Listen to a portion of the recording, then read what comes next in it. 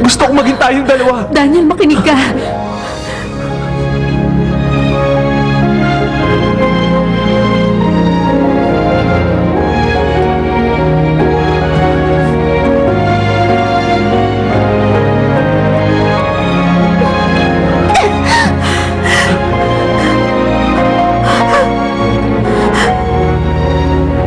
Alam ko magulo ang isip mo ngayon.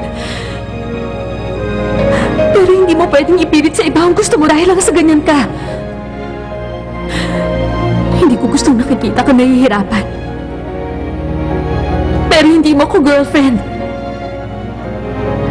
Alam ko mali ang ginawa ko.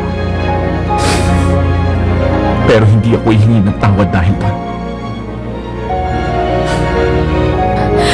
Dahil hindi ka sino lang. Ikaw si Karen. Nung iniwan ako ng magulang ko sa ampunan, naiyak lang ng iyak. Dinamayan ako ni Karen Lynn. Ginawa ko yun dahil wala na tayong ibang maasahang dalawa. Pero bakit kailangan mo yung sirain? May nakaraan pala sila kung gano'n. Naiintindihan kita, Daniel. Pero pareho tayong iniwan ng mga magulang natin. Kaya kapag may nakilala tayong nagmamahal sa atin, ayaw na natin silang pakawalan. Dahil takot tayong mawalan uli ng minamahal.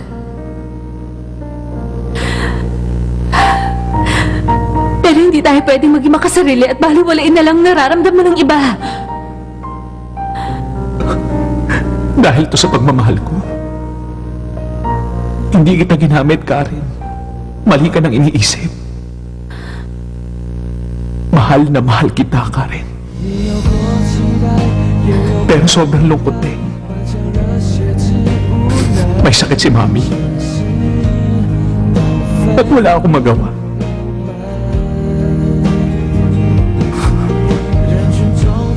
Wala na akong makukutan ng lakas, ikaw lang. Bumalik ako dahil sa isang dahilan. Ikaw ka. Hindi na tayo pwede. May relasyon kami ni JV. Kaibigan kita. Hanggang doon lang ang tingin ko sa'yo. Pasensya Hindi yan na. ang kailangan ko. Hindi ko kailangan ng awa. Kailangan ko ng pagmamahal. Kailangan ko makasama ka. Kailangan ko mahalin mo ako. Si JV Song. Sino ba siya, ha? Anong lamang niya? Kayang-kaya kong ibigay. Ang mga binibigay niya! Hindi sukatan ng pagmamahal ang dami ng pwede mo ibigay sa isang tao. Ang pinakamahalaga, kaya mo magsakripisyo para sa kanya. Binigyan tayo ng buhay ng Diyos. At siya ang tanging pwede magpatakbo dito. Kaya pag natuto kong magmahal, bagyo man ang dumaan, hindi ka pwedeng bumitaw. Dahil hindi nagpaplano ang pag-ibig. Hindi mo to kayang mapaghandaan. Ganun ang relasyon naming dalawa ni JV ngayon. Naiintindihan mo na?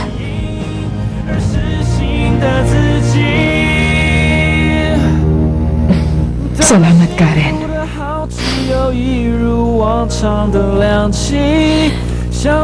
I-cancel mo muna ang meeting. Kailangan mapanatag ang isip mo.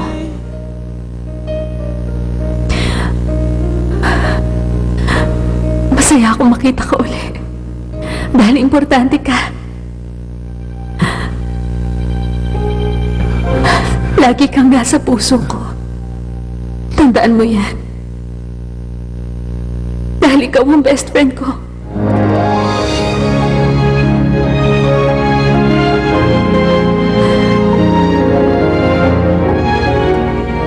Naiwan na kita, Daniel.